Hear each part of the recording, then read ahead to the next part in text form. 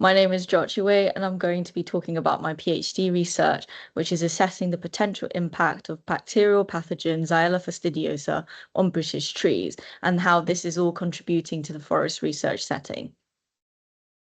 So first of all, I would like to thank the CFP for funding this project, and I would like to thank Professor Robert Jackson, Dr. Lisa Ward, Dr. Deanna Ventura, and for supervising me, and the rest of the Jackson Lab and the forest research team for their support, and also Katie, who is going to give a talk today for helping me in the lab. I would also like to thank my collaborators, Dr. Blanca Landa and her lab, and Dr. Joanna Vincente and her team for providing me with training and strains for this research. So I'm going to start with a little bit of background about Xylella fastidiosa. So Xylella is native to the Central American region, and it is believed to be a commensal bacterial in this geographical range. Xylella is considered it's Xylella colonizes the xylem vessel of the plant and causes water blockage, leading to symptoms similar to water stress, and it is a causal pathogen for many diseases such as almond leaf scorch. Xylella is transmitted by xylem-feeding insects such as spittlebugs and sharpshooters, and that Xylella can live in the insect's foregut as the insect feeds. It is able to acquire and transmit the bacterium. Because of this xylem feeding nature, it is non-host specific and currently is reported to be over 300 hosts that can host Xylella. So how the pathogen has spread in Europe. The first the pathogen was identified in Italy in 2013 and was which mainly affected the olive trees in the Apulia region, where the subspecies Pauca was identified to be the strain responsible for the outbreak of olive quick decline syndrome, later found in France 2015, Spain in 2016, and Portugal in 2019, affecting trees such as almond, citrus, and ornamental plants such as lavender and myrtle. So this image on the right here, it's showing a typical symptom of almond leaf scorch in Mallorca, Spain. As you can see, there's regions of necrosis with what we call waves of necrotic tissue. And then here you see healthy tissue that is still in green. And between those two regions, you see this yellowing in between. So this is a typical Xylella symptom. However, we'll find out that it's very hard to get this symptom. So, why is Xylella a threat to the UK? So, Xylella is a quarantine pathogen considered by the European Union and is currently not in the UK. It can be imported through plant material, so the plant trade, and just people traveling in between countries. And it also has a very long incubation period before any symptoms are seen, so it can essentially sneak through the border. And like I said, Xylella has a very wide host range of over 300 species and counting. And Xylella research currently in Europe, especially, is mostly focused on crop species such as, almond, peach, grapevine, etc.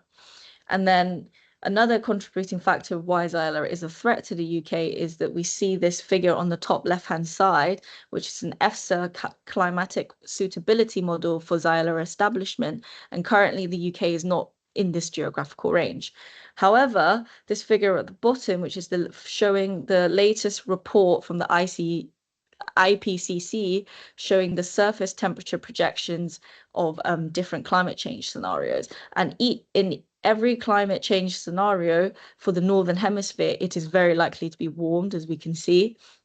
So this actual Mediterranean band that is suitable for Xylella is likely to move northwards with climate change, and therefore the UK potentially has a suitable climate for a Xylella establishment. So the aims and objectives. The aim of this PhD is to establish the threat of Xylella fastidiosa to trees that are native to the United Kingdom. And this is assessing the ability for different subspecies of Xylella to establish in different tree species, and assessing the ability of Xylella to systemically colonize the plant. And how I'm going to achieve this is using qPCR methods to determine whether Xylella has established within the plant, and using destructive sampling methods to determine the systemic movement. And I'm trying to get a better understanding of both whether the infection can spread and how it is sustained. So for the pathogenicity experiment, I decided to use 4 different strains of Xylella from various subspecies and using 3 different trees, the common hazel, English oak, and wild cherry. And these are uh, all trees that are common in the forestry setting in the UK. The experiment was conducted in May 2024 with 50 plants per species, with 10 saplings per strain of Xylella, and then 10 plants for negative control. And I have 4 strains of Xylella, so 50 plants in total. And the experiment was performed using the pinprick method, using 3 times 10 microliter droplets on the PTO or on the branch, and it's stabbed around 10 times until the inoculum is taken up with a needle. And the inoculum is standardized to OD1, which is around, it's a standardized bacterial amount for inoculation. And it's kept in the growth chamber until I was ready to sample under these conditions here. And Xylella, again, is a very slow growing bacteria. And then even on the Petri dish, you can see that it takes around 18 days to have essentially a little bit of growth. It's not like E. coli. So in terms of sample collection, the samples were taken at 3 and 9 months post-inoculation. And for cherry and hazel, the stem samples were collected in August 2024, and the samples were taken at the point of inoculation. And for cherry plants, I also took above and below the inoculation point as illustrated in this diagram. And this is samples collected at the point of inoculation. The aim is to establish whether the bacteria can establish within the host, and the samples taken away from the point of inoculation is to test for systemic movement. There was lots of logistical challenges to this, so it means that I couldn't actually keep hazel and cherry for as long as I planned to. But for the oaks, I kept them for as long as possible, which was 9 months post-inoculation. So in August, in order to keep the trees for a longer period of time, I took the leaf sample at the point of inoculation, and then in January 2025, that's why I took the stems and were able to destructively sample like this diagram here. So how I did the DNA extraction, so DNA was extracted using the standard protocol that we use at Forest Research, which is actually using a an automated high throughput robot for extraction. This just essentially standardizes the process, and then the DNA was quantified using the nanodrop. And for the method of detection, so qC-PCR was the method that I used for detecting Xylella in the DNA samples, and this is due to its high sensitivity compared to conventional PCR. And then I used 2 different gene targets. One gene is within the Xylella genome, and the other one is present essentially in all plant DNA as an internal control. And this is to test the presence of Xylella and whether the extracted DNA itself was free from PCR inhibitors. So the first thing I did was actually using the calculated PCR efficiency of the primers against this standard bacteria. And this is important to establish for diagnostic sensitivity and specificity. I found that my PCR efficiency was between 92 and 105% for the 2 strains tested, which is actually within the optimal efficiency for PCR. For the qPCR results. And after this, I ran a series of qPCR on my extracted DNA samples to determine the establishment and the movement. So for establishment at the point of inoculation, all bacteria were able to establish within oak, cherry, and hazel trees, and the data strongly showing that Xylella can indeed establish within the native genotypes that are prevalent in our woodlands.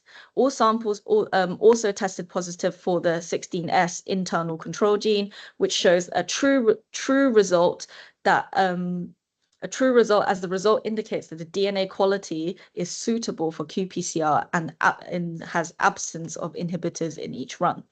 So to sort of delve into the data with the wider literature. So Prunus avium has been reported by EFSA as a tolerant species with 5 instances in the literature, reporting both natural and reporting that it can be naturally and artificially infected. But currently, there's no records of the common hazel, which is a corallus species, um, of in the records of the literature for positive for Xylella. So this result could potentially report a new host for Xylella fastidiosa, but this is unsurprising due to Xylella's non-host specific nature. So for Quercus robur, the reports show that it can be naturally infected and artificially infected, but there's no reports of the Quercus robur being an tolerant or resistant species to Xylella, but there is the potential research for the future as Quercus ilex has reported to be tolerant in some cases. So looking at the bacterial movement within cherry plants at around 10 centimeters away from the inoculation after 3 months. So all cherry plants has tested positive for Xylella at the point of inoculation. So in general, showing by the data, more samples tested positive below the inoculation point compared to above the inoculation point, suggesting that the bacteria is moving in a downwards direction.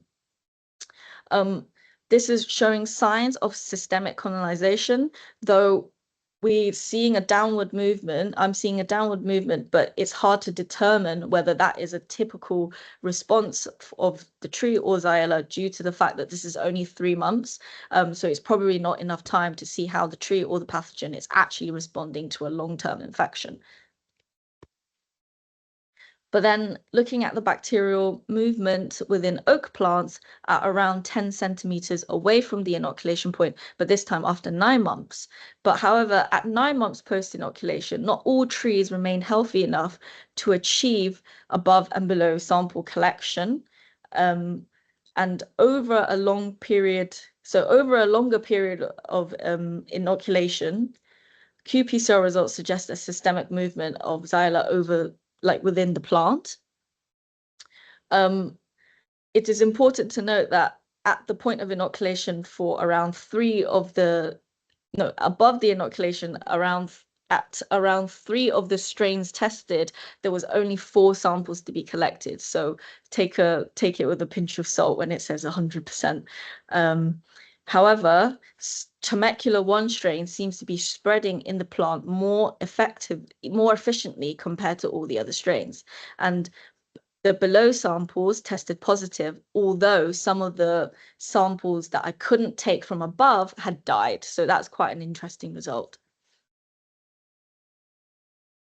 So this slide is to show that actually visual conditions of the tree doesn't actually give a good indicator for Xylella infection. So control plants equally suffered from rapid decline over July and August in 2024. This set of photos shows Oak 2, and Oak 2 has never tested positive for Xylella the entire experiment, but yet it has completely defoliated. Whilst on the other hand, Oak 49 and Oak 43 are samples here. They appear to be much healthier than Oak 2, but they have very consistently tested positive for Xylella across all the time points and at inoculation point above and below. So it's really not a good indicator. And although by January 2025, some of the plants have started to grow some new leaves again, so perhaps the defoliation or what appears to be decline could be a natural senescence response in the tree, just because it's been in the chamber for a really long time. But overall, I really want to highlight the importance of qPCR diagnostics, where you actually can't really see the symptoms, and the decline of a certain tree can be from multiple factors, and it's really difficult to see what I actually showed you in the first 2 slides, where that typical necrotic waves of around the leaves is not always present. So other impacts of this work. So throughout this whole process, I've actually been writing and amending and enhancing the standard operating procedures for forest research. And the data from this can potentially impact policy, risk assessment, and decision making. And also, essentially, the work here can be used to improve forest research's resilience and response to an outbreak scenario, and also finally providing forest research advisory and diagnostics team with training. And the training techniques that are like kind of special in this circumstance is that with my samples, I taught the team how to do isolation, and isolation is a very difficult thing for bacteria, for Xylella to achieve. So this is something that's not really been done in the UK before, and we are like kind of the first ones to do the sampling technique. This is me providing some training for Alex. And then also with this work, we've collaborated with other institutes, and one of them is Ferra Science in York. We have collaborated with Ferra for cross-validation results and between the two institutes to make sure that our diagnostics and Ferra's diagnostics are up to standards. And also with this, we exchange knowledge for planning our own experimental inoculation experiments, which could possibly lead to a joint paper. And also, I've collaborated with the Institute of Sustainable Agriculture in Spain, where I have been trained and gained all the knowledge I have today. And this is thank you to Dr. Blanca Landa and the rest of her team for teaching me very valuable lessons from field sampling to laboratory techniques and microbiology techniques. And most importantly, actually, through both collaborations and the sustained relationship between the institutes, they both kindly provided me with the 4 strains of Xylella to make essentially all this work possible. And for the further research of my work currently is I'm in the process of analyzing the untargeted metabolomics analysis for looking at whether the plant is specifically responding to the bacterial infection, even though we are not seeing it in real life, we're not seeing it on leaves, and is there any kind of biomarkers that are associated with the disease or with the infection without the visual symptoms. This data has been collected and I'm just actually currently processing them. So in conclusion, UK genotypes for cherry, oak, and hazel trees can be hosts for Xylella fastidiosa on the strains that I have tested. For hazel, could be a case of a new host species reporting for Xylella fastidiosa. For cherry plants, Xylella can establish, but it's very slow growing and is not able to consistently colonize the plant after 3 months, which is expected, and little movement with varying degrees of colonization between above and below the inoculation point, and I believe that is due to time constraint. And with the oak trees, it appears that Temecula 1 strain, which is a fastidiosa species, shows the most consistent spread within the plant at 9 months post-inoculation. And the photos from the previous slide really highlights that the visual symptoms of the plant is very difficult to determine the Xylella infection. So actually, overall, there's very strong evidence to confirm that the 3 subspecies and the 4 strains tested has a long incubation period for the trees, for the host that I've tested it on. And the experiment didn't actually run long enough for certain trees to understand the full response. And I didn't manage to get the plants to have what we call typical Xylella symptoms. However, we were definitely signs of decline that could be explained by other factors, but also highlighting the importance of molecular diagnostics. And although this experiment doesn't tell us about specifically the pathogenicity, but it really shows us that the UK genotypes are susceptible to being hosts for this pathogen. So with that, thank you for listening. Thank you, Jyoti. Really interesting, especially for someone like me who is not a microbiologist lab scientist, to see the level of work that actually goes on to carry out some of these experiments, and also what's really tricky about it.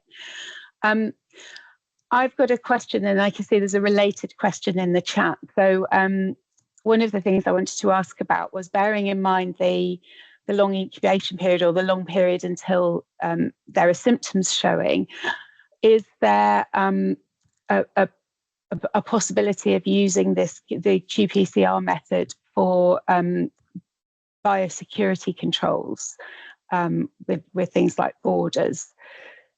Can you see this sort of thing being used longer term? So because of the fact that it's obviously a quarantine pathogen, when we have a quarantine material, how it works is when at Forest Research it gets sent in a quarantine manner, and then it has to be dealt with. So actually that process is quite long and obviously tedious, and qPCR isn't very fast. So actually, in terms of like response, you'd probably have to get an entire team dedicated to just doing surveillance, if that is the case, especially for border control, because obviously we do see ornamental trees, ornamental olive trees obviously getting imported through the border, etc. So I do think it is possible, because I've seen it in Spain. I went there, I did an entire week of sampling, and it is definitely possible, but you would need an entire dedicated team into doing this, because it's actually quite time consuming, and it's also need to be done essentially to perfection, because you don't want to cause a fake outbreak, essentially. Yes, yeah. Thank you. And so related to that, Elizabeth Orton has said, as you have, that imports on these high risk plant species for Xylella occur all the time. And she was saying, how much you may not know this, but how much sampling occurs on those species, like the olive trees that are being brought into the country? I don't know, but I don't know exactly what the current surveillancing of stuff coming through the border is. And I think once it gets through, I don't actually believe it's been there like sampled afterwards.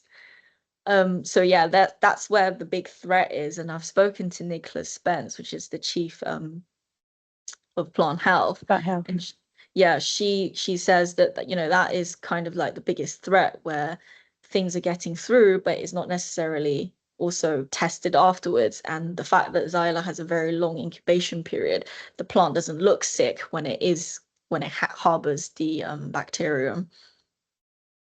Thanks, Jyoti. And so it sounds as if actually it's something that anybody who's working in forestry or horticulture needs to be really vigilant to perhaps start looking for symptoms, even if it does take a long time, so that we can catch it early if it does arrive. Would you have any advice for people in specifically what you might look out for?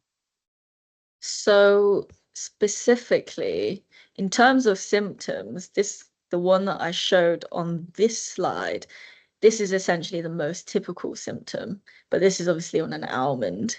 On cherries is quite similar as well. So I think the most typical symptoms, if you want to look out for it, would be water stress. Because when I was in Spain, I saw that they had an experiment where it's an irrigated plot infected with Xylella and a non-irrigated plot. And then you can see that the non-irrigated plot is very clearly much stressed with the water, and then causing the necrotic tissue on the edge of the leaves. So this is the kind of symptoms that you would want to see. But again, if anyone is actually suspecting that they might have Xylella in whether they're nurseries or around the walks and woodlands, it is still best to actually report that and have that sample sent in for qPCR. Brilliant. So Thank you, Jyoti. I should just add, Lisa Smith from DEFRA has put in the chat that there are additional controls on import of high-risk hosts for Xylella, and they must be tested prior to export to the UK. There's a couple of other messages for you as well, which are being answered on the chat. So I'm going to leave everyone to look at those separately. But yes, just to add that Jyothi's work was carried out in the very strict licensed Holt lab, quarantine Holt lab at which is a state-of-the-art facility that we now have at Forest Research at Alice Holt. Right, thank you very much, Jyoti, for that.